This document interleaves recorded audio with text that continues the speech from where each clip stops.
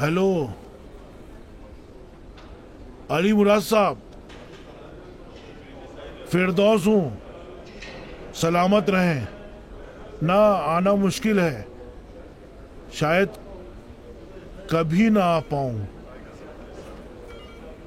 नहीं अली मुराद साहब, पछताने की क्या बात है? पछताना किस बात पर? आपके और आपके रिश्तेदारों से सौदा करके कौन पछता सकता है? असल में अली मुराद साहब, बात यह है कि मुझे जेल ले जाया जा रहा है। एक चेक बाउंस हुआ है। हाँ, देखिए एक बहुत लंबी कहानी है, अभी फोन पर नहीं बता सकता हूँ। तो बस ये कहने के लिए फोन किया है कि अपना और अपने रिश्तेदारों का माल जिसको चाहे उसको बेच दे आप। फंस गया हूं मैं अभी, पता नहीं कब तक फंसा रहूं। जनाब प्लीज जल्दी कीजिए। जी। ओफ ओह, तुम्हारा दिमाग खराब है अली मुराद। मैं कह रहा हूं कि चेक बाउंस होने की वजह से मुझे जेल ले जाया जा रहा है, और तुम कह रहे हो कि तुम्हारा और तुम्हारे रिश्तेदारों का बाग खरीद लूं मैं। क्या मतलब जेल में आकर मुआहिदा लिखोगे? देखो पागल हो गए हो। देखो अली मुराद, वो तुम्हारा अकेले बाग तो नहीं है, तुम्हारे भाई, चचाजाद भाई, पड़ोसी। बस खत्म करें जनाब प्लीज। देखो ये छोड़ ही नहीं रहा है। शॉर्ट बात कीजिए। ठीक है, तो अब उन्हें बता दो जो मेरी हालत है। उन्हें बता दो कि चेक बाउंस होने की वजह से जेल में हूं, सब कुछ उन्हें बता दो। अगर फिर भी तैयार हुए तो मेरा फोन मेरे पोते के पास है, उसे बता देना। ठीक है।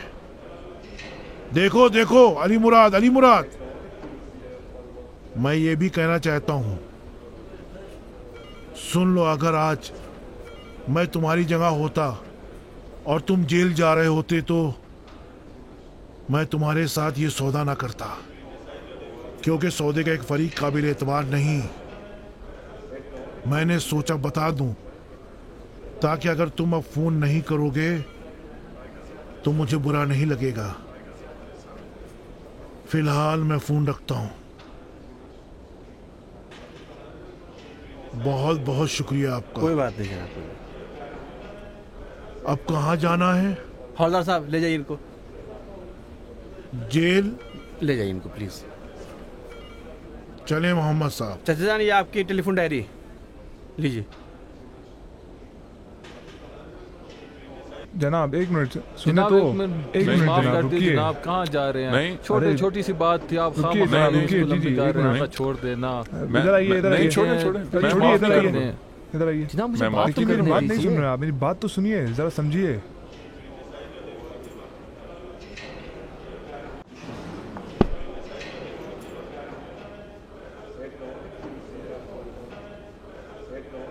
एक मिनट का वक्त दीजिए। क्या है मोहम्मद? कुछ नहीं हुआ। देखो कुछ नहीं हुआ, कुछ नहीं, समझे? हाँ, सब ठीक हो जाएगा। देखो कुछ नहीं होगा। ज्यादा दिनों तक नहीं रहूंगा जेल में, मैं निकल आऊंगा। अपना ख्याल रखना।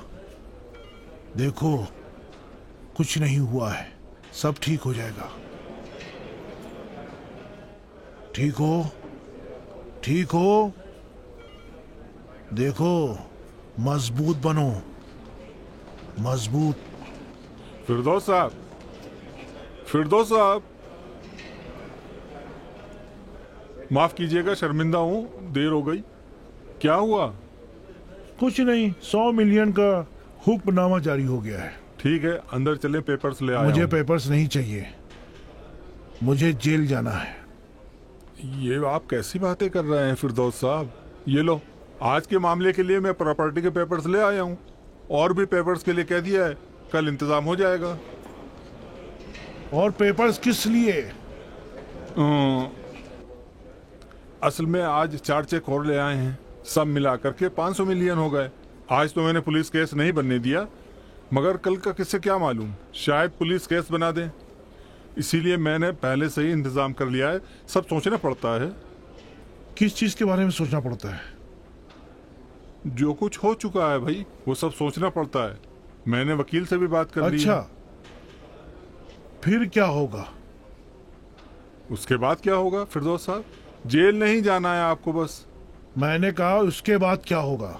बाद में सीना फुलाकर अकड़ कर चलूंगा और सीना ठोक कर कहूंगा हाँ मैंने लोगों का हक खा लिया है, जो करना है कर लो। अगर ये आपकी दुनिया का तरीका है तो हाजी साहब मैं इस दुनिया का आदमी नहीं हूँ। फिरदौस साहब, ऐसा लगता है कि आप समझ नहीं रहे हैं। मैंने कब कहा लोगों के पैसे खा जाओ? फिरदौस साहब, मैं तो सिर्फ ये कह रहा था कि देखिए हाजी साहब, आप देखें फिरदौस साहब, उफ, मैं आपको जेल तो नहीं जाने दूंगा। झगड़ा करना है तो करें, आए झगड़ा करें। यूसुफ मैं साहब, आपको जेल नहीं जाने दूंगा। हाँ, आजकल जरा तंगी में हूँ, लेकिन सब ठीक हो जाएगा। यूसुफ साहब जी। 1 मिनट मेरी बात सुनिए। माफ कीजिएगा इंस्पेक्टर साहब, मैं अपने भाई से खुसूसी बात करना चाहता हूँ। 2 मिनट के लिए मैं भागूंगा नहीं। माफ मुझे कीजिएगा। आपसे काम है। देखें हाजी साहब, मैं चाहता हूँ आप समझें कि कौन मुझे जेल भेज रहा है। अभी इन सब बातों का वक्त नहीं है। मेरा बेटा मुझे जेल भेज रहा है। हाँ, तो क्या होगा इससे? हाजी साहब, आपके बच्चे हैं, कभी वो भटक जाते हैं, कभी वो कोई बड़ी गलती भी कर बैठते हैं। तो ऐसे वक्त में बाप का फर्ज क्या होता है? वो देखें कि उसकी औलाद कितनी गिर चुकी है, कितनी बेशर्म हो चुकी है, कितना दलदल में फंस चुकी है, पिंडियों तक, कमर तक या फिर गले तक। तब जाकर मेरी समझ में आएगा। यानी मुझे सोचना होगा कि मैं उसे दलदल से निकाल सकता हूं या नहीं, या फिर उसके हाल पर छोड़ दूं। मैं जेल जाना चाहता हूं ताकि उसे कुछ अपनी गलती का एहसास हो और समझ में आए। फिरदौस साहब, आप तो दूसरों से ज्यादा दुनिया को जानते हैं। आपको तो मालूम ही है कि दुनिया बदलती रहती है। कल जब मुझे आपकी जमानत के लिए प्रॉपर्टी के पेपर्स लाने थे, तो बाजार के आखिर में जो बराती साहब है ना, उन्होंने फोन किया और कहा कल सुबह पेपर्स आपके देता हूं। लेकिन अगर आप जेल चले गए और 2-4 दिन वहीं रह गए, हाँ, तो फिर पता नहीं लोगों का रवैया कैसा होगा। हाँ, इंसान भूल जाते हैं, सब कुछ भूल जाते हैं। कल हो सकता है आपके पास कोई रास्ता ही ना बचे। देखें हाजी साहब, जब से मैं एक छोटा सा बच्चा था और आज तक 2 चीजों को मजबूती से थामे रखा है। एक तो खुदा और दूसरे अपनी गैरत को। दोनों चीजों को मजबूती से पकड़ रखा है। बहुत शुक्रिया।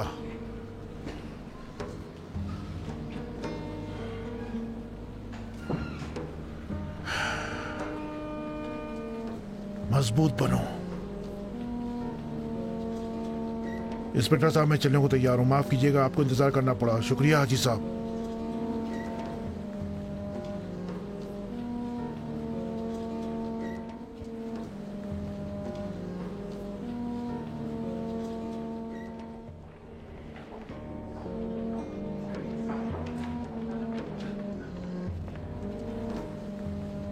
तुम्हारे दिमाग में भूसा भरा हुआ है साबिर। समझते हो कि तुम्हारे अब्बा को इन 4 पैसों की जरूरत है? नो डियर, उनके पास इस वक्त भी कम से कम 10 अकाउंट होंगे जिनका हमें पता भी नहीं है। ना जाने कितने पैसे, जायदाद और हीरे जवाहरात हमसे छुपा रखे हैं। ये जेल जाना भी एक ड्रामा है। मैं कहती हूँ ड्रामा है। तुम्हें लगता है कि मैं दौलत के लिए कह रही हूँ? जी नहीं, दौलत की कोई बात नहीं। मुझे मालूम है कि वो क्या करना चाहते हैं। वो चाहते हैं कि हमारी सारी दौलत और जायदाद हमसे छीन लें, लेकिन कैसे, इसका मुझे इल्म नहीं। जी नहीं, मैं नहीं दूंगी। मैं हिशमत फिरदौस को फूटी कौड़ी भी नहीं दूंगी, क्योंकि मैं समझ नहीं पा रही हूँ कि उनके दिमाग में क्या चल रहा है। लेकिन तुम्हें यह ना लगे कि मैं इस दौलत के चक्कर में हूँ, इसीलिए यही पैसे तुमको देती हूँ, जाकर गाड़ी खरीद लो। जी हाँ, वही गाड़ी जिसके बारे में कहते थे कि हमेशा ख्वाब में देखते हो। अभी चेक पर साइन करके डैडी के हाथ शोरूम भिजवाती हूँ, तुम भी जाओ। ओके।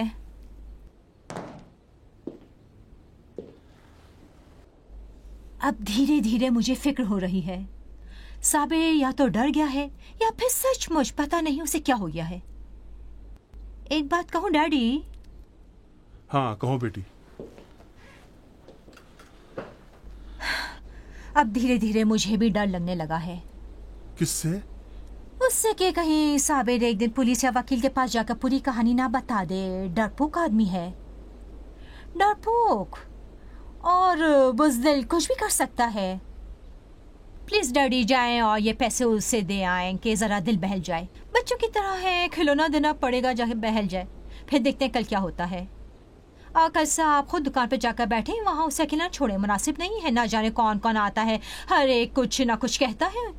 उसके पास अक्ल तो नहीं है, उसका ख्याल रखना पड़ेगा।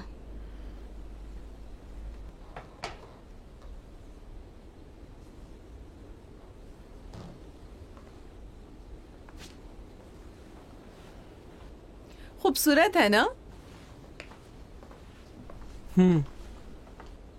तुमने तो देखा तक नहीं। तुम्हें सुबह से मेरे साथ रहना चाहिए था, तुम्हें मेरी मदद करनी चाहिए थी, मेरे साथ जाकर खरीदना था, लेकिन तुम तो रहते ही नहीं कभी। जेल चले गए।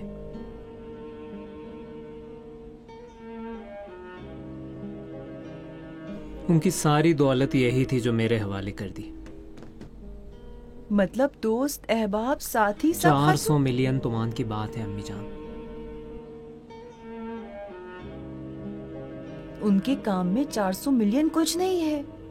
अगर चाहेंगे तो कर्ज दे देंगे और वो बाहर आ जाएंगे। लेकिन अगर वो नहीं चाह रहे हैं तो इसका मतलब ये है कि उन्हें हशमत फिरदौस के बाहर आने की कोई उम्मीद नहीं है।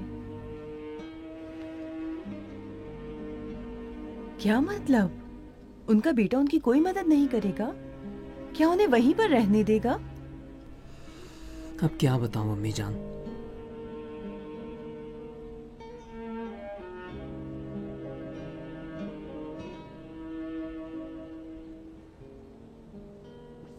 शाम को गाड़ी आने वाली है। सुबह से बच्चों की तरह घड़ी देख रहा है। अच्छी बात है, बहरहाल आप उसका ख्याल रखिएगा। हाँ जानता हूँ, तुम मुतमईन रहो, मैं हर तरह से उस पर नजर रखी हूँ। डैडी। हाँ बेटा। देखिएगा लोग उसके आसपास जमा ना होने पाए, कहीं कुछ कह देगा उसके दिल पर लग जाएगी तो मसला हो जाएगा। हाँ तुम मुतमईन रहो बेटा, मैं हूँ यहाँ पर। उसके अब्बा के बारे में अभी कुछ सुना मगर नजरअंदाज कर दिया। अच्छा किया आपने।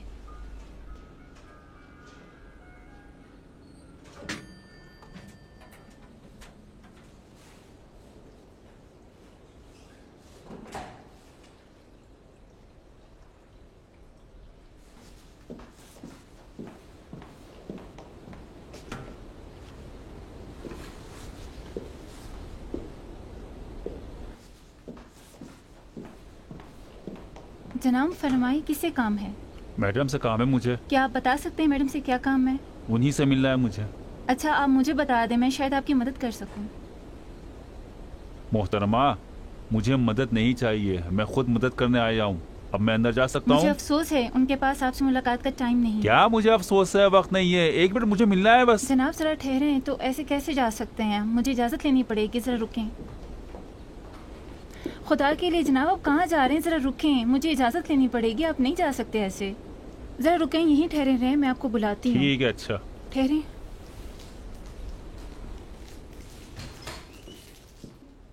हाँ मैं ख्याल रखूंगा।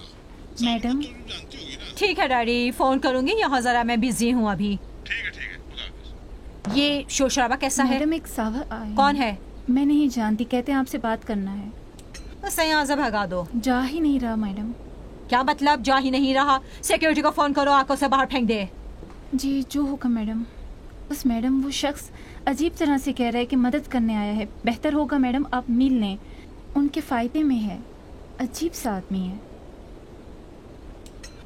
अच्छी बात है, उसे कहो अंदर आ जाए और तुम सिक्योरिटी को फोन करो, वो यहाँ आकर बैठे हैं। जी मैडम। जनाब अंदर आ जाइए। अस्सलाम वालेकुम। वालेकुम सलाम। तुम जाओ अपना काम करो। जी मैडम। अंदर आने की इजाजत के लिए शुक्रिया। अपना काम बताएं जनाब। अभी बताता हूँ ना।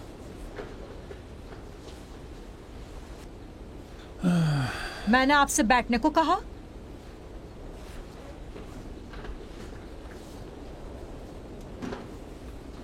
माफ कीजिएगा। जल्दी बताएं क्या कहना है, मुझे बड़े काम है। जरूर। मेरा एक छोटा भाई था, कुछ साल मुझसे छोटा। कई जगहों पर उसने नौकरी की, आखिर में अदालत में भी था, लेकिन शायद कुछ जुर्म वुर्म किया। वो असल में नशा वशा करता था, इसीलिए उसे निकाल दिया। मैं हमेशा उसे डांटा करता था कि ये बात क्या हुई, कैसा काम कर रहे हो तुम, कहीं नौकरी तलाश करो और मेहनत से काम करो, शराफत से, सच्चाई से। लेकिन वो कहता था कि भाईजान मेरे पास खजाना है। मिस्टर, आप यहाँ मुझे कहानी सुनाने आए हैं? बस अभी खत्म करता हूँ। पहले तो मैं ये समझता था कि नशे में कुछ बक रहा है, लेकिन फिर मैंने सोचा कि हो सकता है सच बोल रहा हूँ, शायद कोई खजाना वजाना वाकई मिल गया हो। एक बार उससे कहा कि मजीद, कहीं ये खजाना कोई पेंटिंग, सिक्के या कुछ हो तो मेरे पास खरीदार है, बेच दूंगा। उसने कहा नहीं भाईजान, मेरा खजाना एक शख्स है। मैं समझा नहीं, मगर जिद नहीं की। यहां तक कि 2 महीने बाद उसका एक्सीडेंट हो गया। देखें मिस्टर, अब आप मेरे सब्र का इम्तिहान ले रहे हैं। बस अभी खत्म करता हूँ। 2 हफ्ते पहले मैंने उसका सामान जमा किया। सोचा जो दूसरों को लेना देना है वो दे दूं, जो बेकार है उसे फेंक दूं, और अगर कोई काम की चीज है तो बहरहाल मैं भाई हूँ, मेरा भी हक बनता है, बेच दूंगा मैं। बेचारे के पास कुछ था ही नहीं, हाँ बस एक मामूली सा मोबाइल फोन मिला। 2 दिन बाद ही मुझे अपने मरहूम भाई के फोन में ऐसी चीज मिली कि मेरी समझ में आ गया कि बेचारा गलत नहीं कहता था। खजाना तो था, और वो खजाना आप थी। तुम्हें यकीन है कि नशे में नहीं हो? नशा वशा नहीं है, मैं नशावर गंदगी से काफी दूर हूँ। तो फिर ये बकवास क्यों कर रहे हो? बकवास भी नहीं है, न फेंकता हूँ न लंबी लंबी हाँकता हूँ। भाई के फोन से मुझे पता चला कि जिस वकील के पास वो काम करता था, उसका एक काम किसी साहब के लिए एक पावर ऑफ अटॉर्नी बनाना था, और फिर उसी पावर ऑफ अटॉर्नी से एक बेचारी की सारी दौलत हड़प ली। उस बेचारे का नाम हशमत फिरदौस था। और कुछ बताऊं? जी नहीं, और अब मुझे इससे ज्यादा बकवास सुनना भी नहीं है। आप तशरीफ ले जाएं। Get out. बाद में तो अफसोस नहीं होगा। Get out. ये भी नहीं जानना चाहती कि मुझे भाई के फोन से कैसे सब मिला? मैंने कहा गेट आउट। ठीक है, बस जाने से पहले जरा ये भी सुन लें।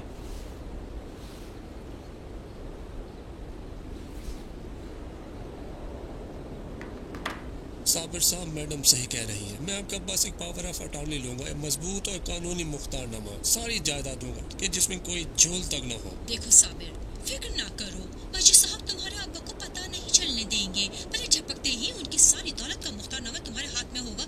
ये तुमसे मेरा वादा है, ये मेरी ख्वाहिश है कि सब कुछ तुम्हारा हो, ये तुम्हारा हक है।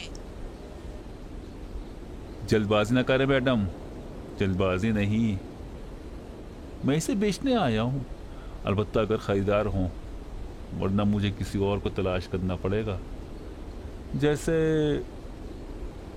हशमत फिरदौस।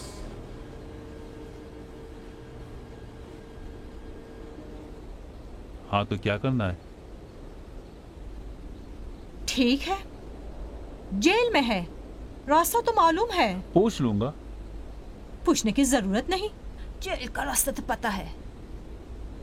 किसने कहा? जो ताजिर अपने ग्राहक को ना पहचाने वो अंधा होता है। अच्छा, किस जुर्म में गए थे जेल? ब्लैकमेलिंग? नहीं, झगड़ा किया था। कई लोग थे, एक की मौत हो गई, इल्जाम मुझ पर लगा दिया गया। 10 बरस तक बिला वजह ही जेल में सड़ता रहा। इंसान जेल में तो बहुत कुछ सीख जाता है। बहुत कुछ?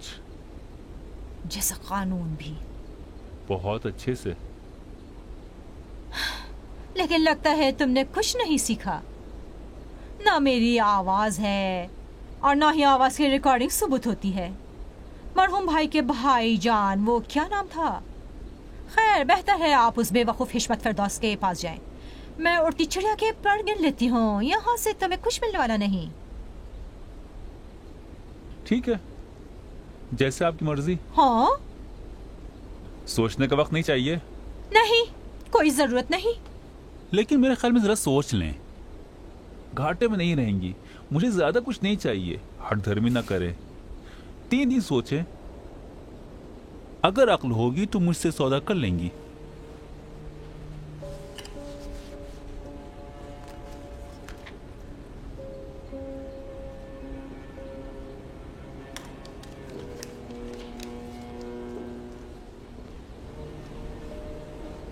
ये मेरा फोन नंबर है, फोन कर लीजिएगा तो 2 मिनट में आपके पास आ जाऊंगा। खुदा हाफिज।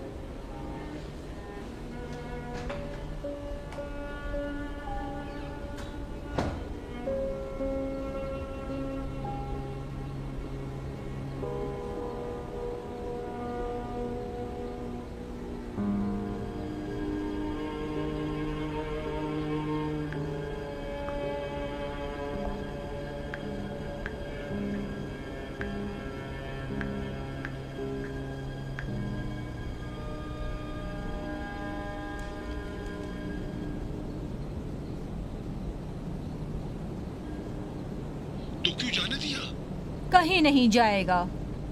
मैं फौरन ही उससे ये तो नहीं कह सकती थी कि जो चाहे बोलो। उसे जरा ये समझने दो कि कोई खास जरूरत नहीं। इस तरह से सौदाबाजी में आसानी होगी।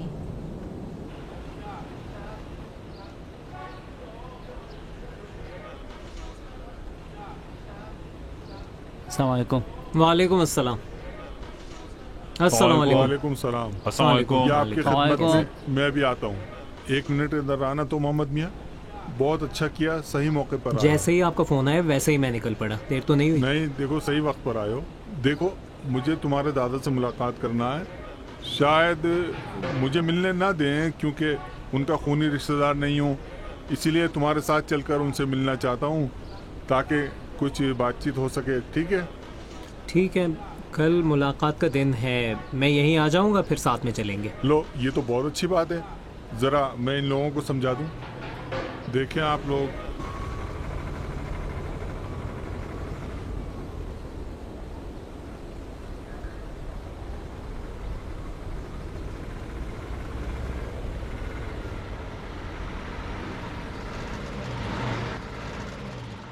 वो इज्जतदार शख्स हैं।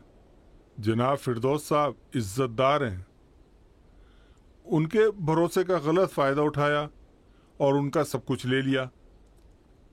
अब उस बेचारे के पास कुछ भी नहीं है। लोग चेक लिए अपने पैसे मांग रहे हैं। हाँ जनाब, मगर इस उम्र में इतने तजुर्बे के बाद उन्हें फजूल में बिला वजह किसी पे एतमाद नहीं करना चाहिए। नहीं, फजूल में और बिला वजह नहीं था। अफसोस कोई गैर भी नहीं था, खुद उनके बेटे ने उन्हें फंसाया। मतलब? जी। अजीब अजीब क्या ज़माना आ गया है। हम कहाँ जा रहे हैं? मैं तो 15 साल से लेके उनके मरने तक अपने मफलूज बाप को अपनी पीठ पर लाद कर इधर उधर लेकर जाता था। हाँ, अब ऐसी औलाद कहाँ जो अपने बाप को ढोती थी। अफसोस, सब कुछ खत्म। अफसोस।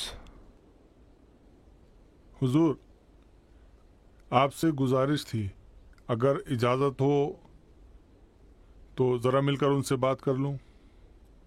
मैं उन्हें यहीं बुलवा लेता हूँ अपने कमरे के अंदर, अगर आप चाहते हैं तो। नहीं नहीं जनाब, नहीं। अगर आप रहें तो अच्छा है।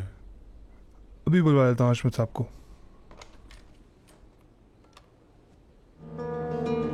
फिरदौस साहब को ज़रा यहाँ लेकर आइए। हशमत फिरदौस साहब दफ्तर में हाजिर हों। हशमत फिरदौस साहब दफ्तर में हाजिर हों।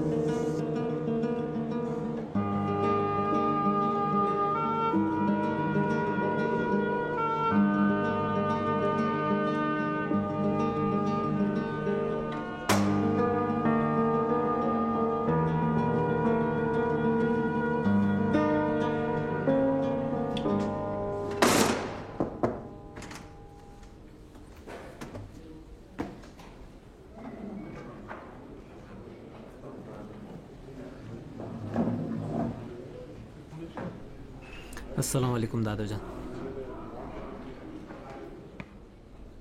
अस्सलामु अलैकुम। वालेकुम सलाम फिरदौस साहब। आप बाहर इंतज़ार करें। जी सर। आप तशरीफ़ रखिए जनाब।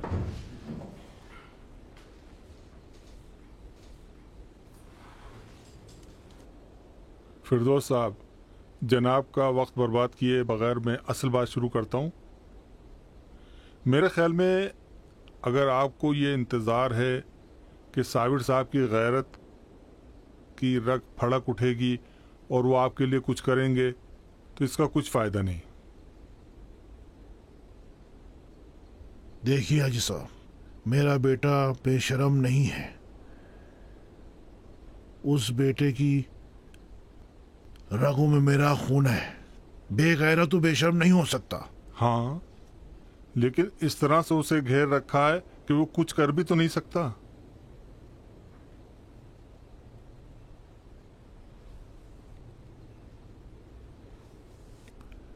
बहुत बहुत शुक्रिया आने का। खुदा हाफिज। फिरदौस साहब बैठे हैं, खुदा के लिए 2 मिनट बैठ जाएं। जहमत होगी, बैठ जाइए।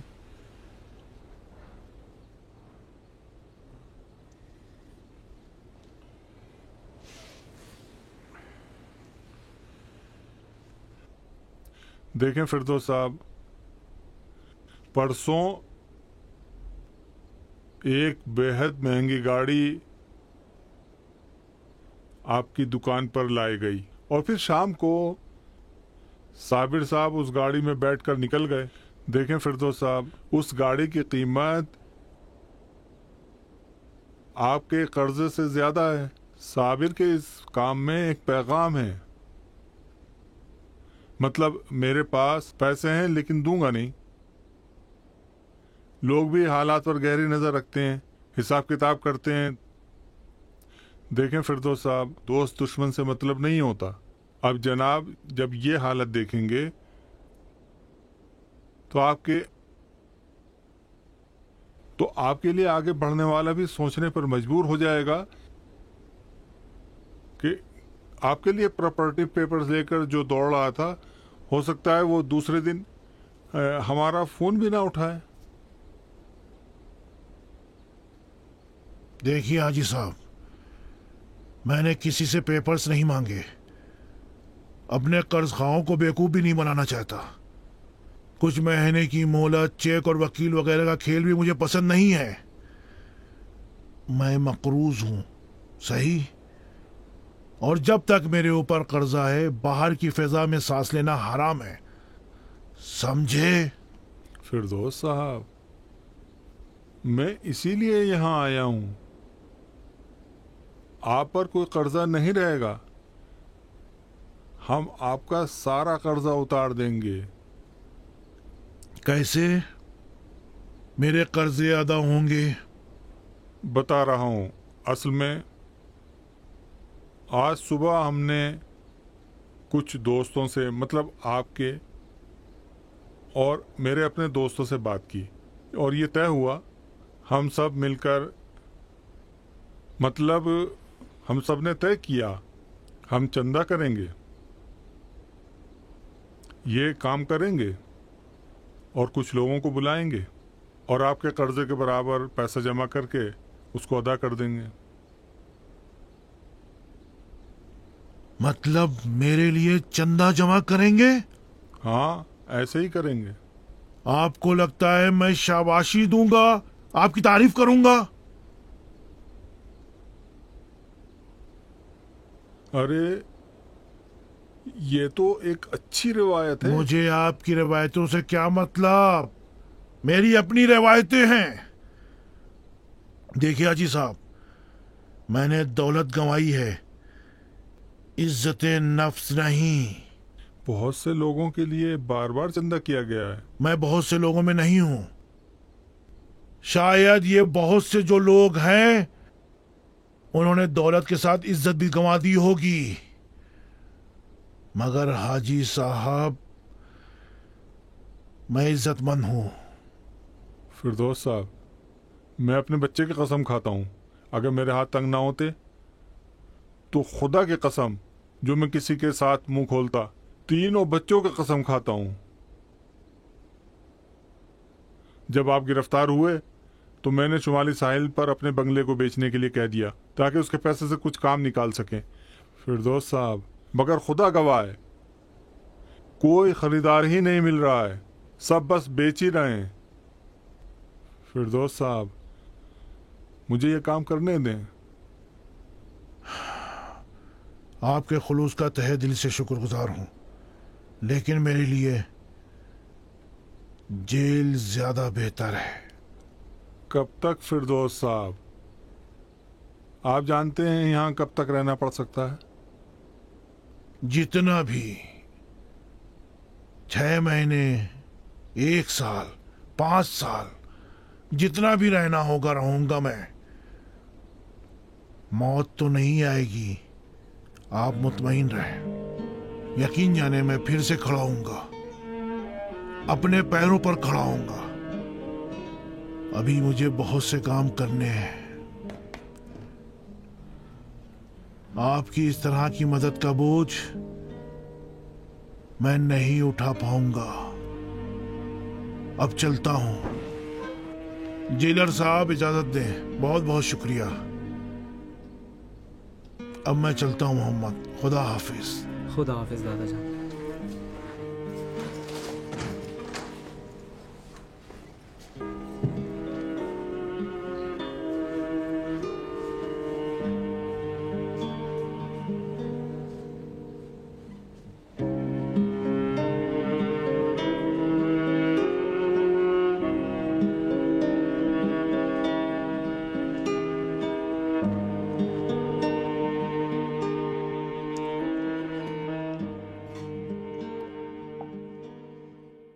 मेरी तो समझ में नहीं आ रहा है वो करने क्या जा रहे हैं। पता नहीं कह क्या आ रहे हैं वो अम्मी जान। बेचारे हाजी साहब ने 10-15 ताजिरों से बात की थी, उन सब को चंदा देने पर तैयार कर लिया था ताकि सारे पैसे उनके अदा हो जाएं। सुन रही हैं अम्मी जान? सारा कर्जा मतलब पूरा 400 मिलियन तोमान उसका इंतजाम हो रहा था। फिर सब के पैसे अदा हो जाते, उन्हें जेल से निकाल लिया जाता। सुना अम्मी जान? पता है वो क्या कह रहे थे? कह रहे थे हाजी साहब दौलत गंवाई है, इज्जत नहीं। हैरानी मुझे ये है कि इज्जत गंवाना और कैसा होता है? ऐसे ही तो होता है।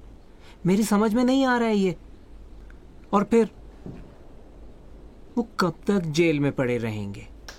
बेटा तो छोड़कर चला गया है, दोस्त अहबाब की मदद तो इसलिए ठुकरा दी कि इज्जत चली जाएगी। तो फिर वो करना क्या चाहते हैं अम्मी जान? वो ये सब बातें कहाँ समझ सकते हैं। इस तरह से उनके बारे में बात ना करो। वो क्या है ये? वो तुम्हारे दादा भी हैं और उनका नाम भी है। अच्छा सच में मेरे दादा हैं? अच्छा, उन्हें मेरा नाम पता है? क्या मुझे कभी मिलने की ख्वाहिश जाहिर की? कहीं मुलाकात हो जाए, क्या वो मुझे पहचान लेंगे? और ये जो दुनिया की आधी आबादी यानी ख्वातीन, वो कुछ नहीं समझते, उसका क्या कहेंगी? अगर तुम्हें उन्हें दादा कहने में मसला है तो तुम उनका नाम ले सकती हो। उनका नाम जनाब फिरदौस, हशमत फिरदौस है। अच्छा, क्या मैं उन्हीं जनाब हशमत फिरदौस साहब के बारे में आपसे सवाल कर सकती हूँ? जी बिल्कुल। बेटे से तो मदद नहीं होगी।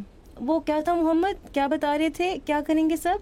चंदा करेंगे। हाँ, चंदा भी नहीं चाहिए, मतलब उन्हें जेल में रहना है। तो अब आप चाहती हैं कि मैं अपने मियाँ से जाकर ये कहूँ कि वो मेरे नाम नहाद दादा जेल चले गए हैं, उन्हें मजा आ रहा है, निकलना भी नहीं चाहते।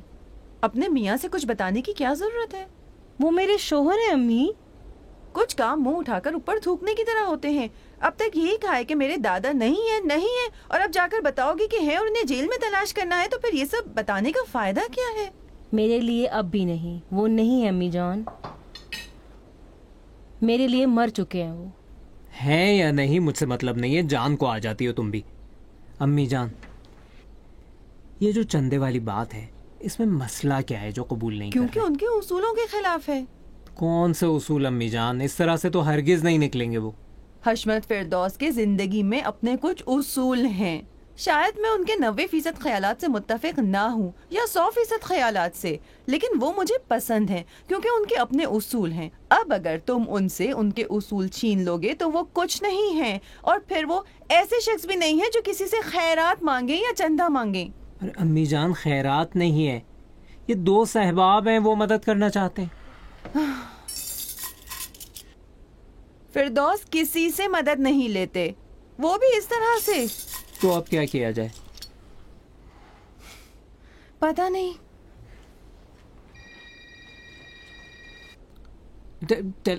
टेलीफोन,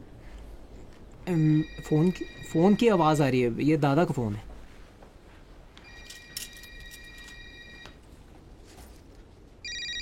हेलो, अस्सलाम वालेकुम।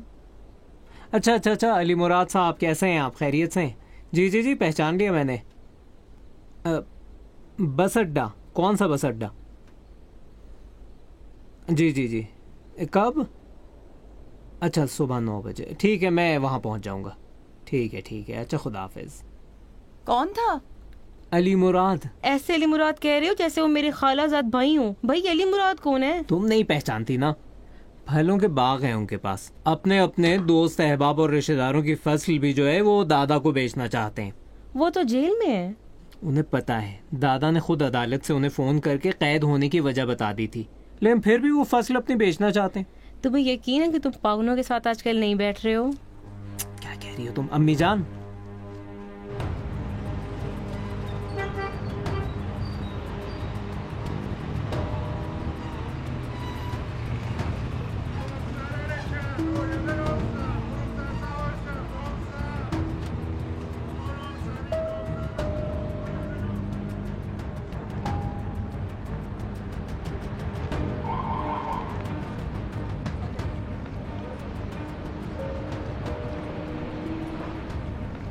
हेलो, अस्सलाम वालेकुम। कहाँ है अली मुराद साहब? अच्छा, जहाँ बसें खड़ी हैं। अच्छा, मैं आ रहा हूँ अभी।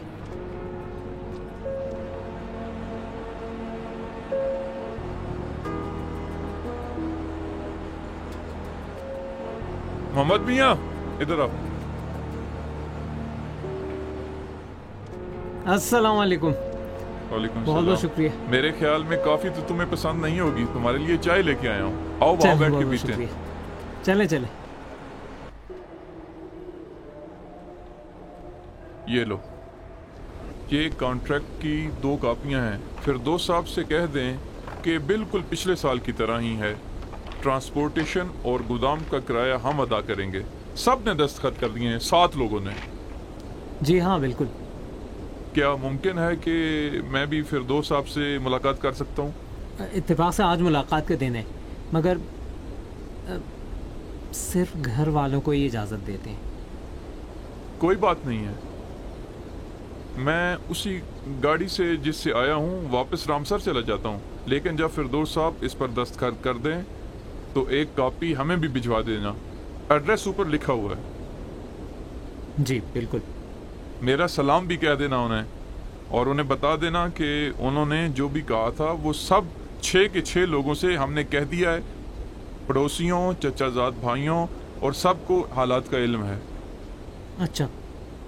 मेरे एक पड़ोसी ने एक बात कही जो मैं खुद फिरदौस साहब से कहना चाहता था, लेकिन अब मुलाकात नहीं हुई, तो तुम मेरी तरफ से उनको कह देना। जी हाँ बिल्कुल, जरूर कह दूंगा। क्या कहोगे? अभी तो मैंने कुछ कहा भी नहीं है। अभी तो आप कहने जा रहे हैं ना। मेरे एक पड़ोसी ने कहा है कि हमने एक मर्द से सौदा किया है। मर्द बाहर रहे तो फिर भी मर्द है, जेल में हो तब भी मर्द है। शेर की तरह है, जो पिंजरे में भी शेर होता है। बहुत खूबसूरत बात है। ये बात जरूर उनसे कहना। जरूर उन्हें बताऊंगा मैं।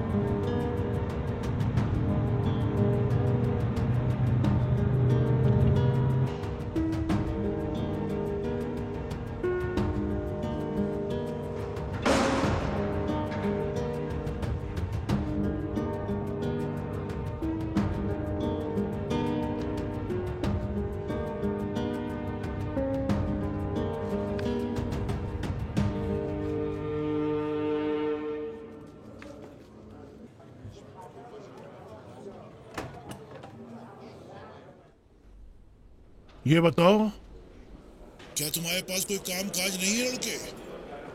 कल भी तो तुम आए थे। जब देखो मुंह उठाए चले आते हो जेल में मिलने। ये भी तुम्हारी तफरी हो गई है। अस्सलाम वालेकुम दादा जान। वालेकुम सलाम। ठीक हो? ठीक हूँ। बाहर का क्या हाल है?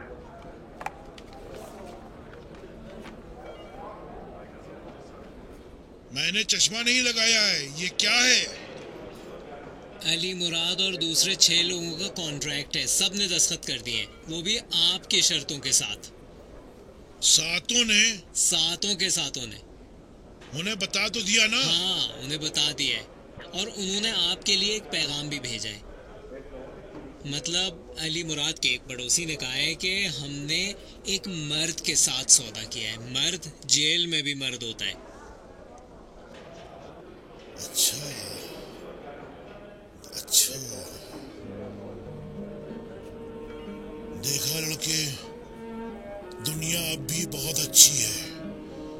जो लोग कहते हैं कि दुनिया बहुत खराब हो गई है, वो गलत है। नहीं, अब भी दुनिया अच्छी है। अच्छा देखो, कॉन्ट्रैक्ट को लेकर हाजी साहब के पास जाओ और फिर दौड़कर गोदाम भी चले जाना और देखना कि वहाँ कितनी जगह है। माल जो आएगा वो एक तरह का नहीं होगा, कुछ छोटे होंगे, कुछ बड़े होंगे, किसी में रस बहुत होगा, किसी में कम। पतले छिलके वाले फलों को जल्दी से बाजार भेज देना, वरना खुश होने लगेंगे। बास्केट भी देख लेना, अगर उसमें सड़ा फल होगा तो उसे निकाल देना, बाकी हाजी साहब से पूछ लेना। और रेहड़ी वालों और दुकानदारों को उनके हिसाब से फल देना। दादाजान, क्या हुआ, इतना क्यों चिल्ला रहे हो, क्या हो गया है? दादाजान पहले इस पर दस्तखत करने होंगे, फिर मुझे बताइएगा कि क्या करना है। अभी तो साइन भी नहीं किया है आपने।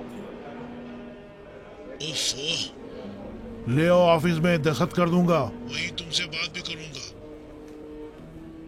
जी ठीक है।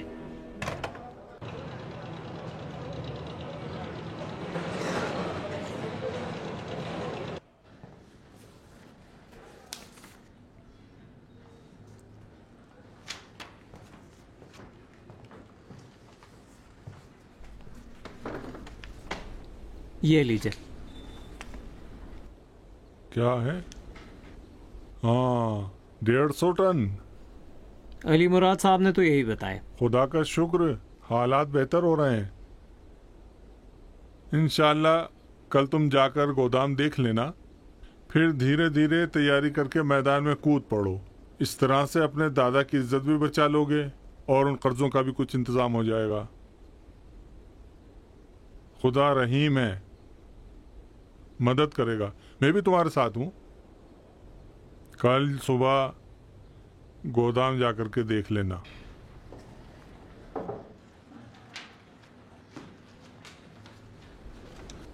अस्सलाम वालेकुम। वालेकुम ये हाजी साहब, वहाँ किया उसी गाड़ी से। तुम अपना काम करो। ठीक है साहब। आपके चाचा ने एक बड़ी महंगी गाड़ी खरीदी है मोहम्मद साहब। मुर्तजा जी जी, जाओ अपना काम करो। जी जी ना।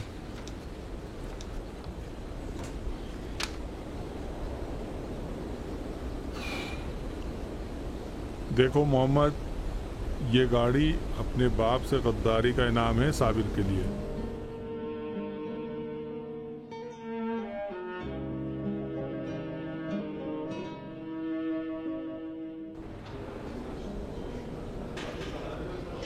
क्या हो रहा है यहाँ पे? सब क्यों इकट्ठे हैं इधर?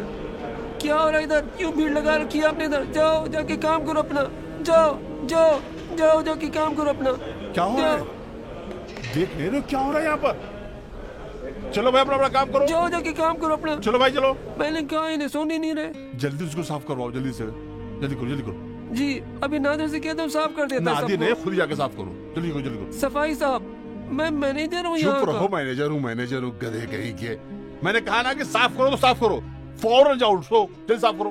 चलो जल्दी करो। ठीक है सर, जल्दी करो। मैनेजर हूँ, निकाल बाहर करूंगा अभी।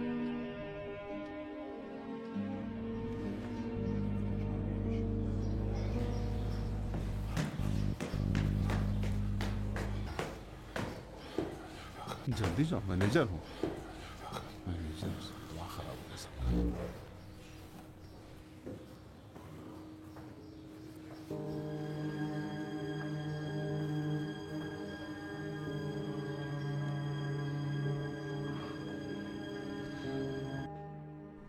जब मैं अंदर गया तो मैंने देखा कि दोनों हाथों से अपना सर पकड़े हुए हैं। उसके हाथ कांप रहे थे।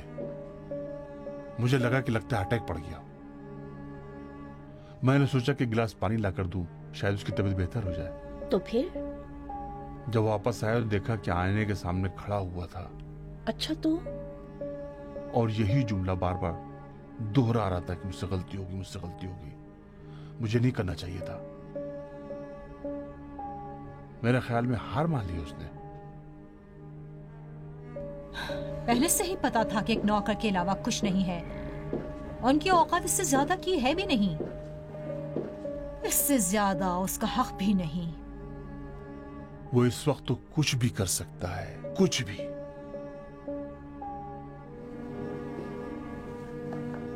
अगर वो कल कबूल कर ले सारी बातें तो मुझे हैरत नहीं होगी।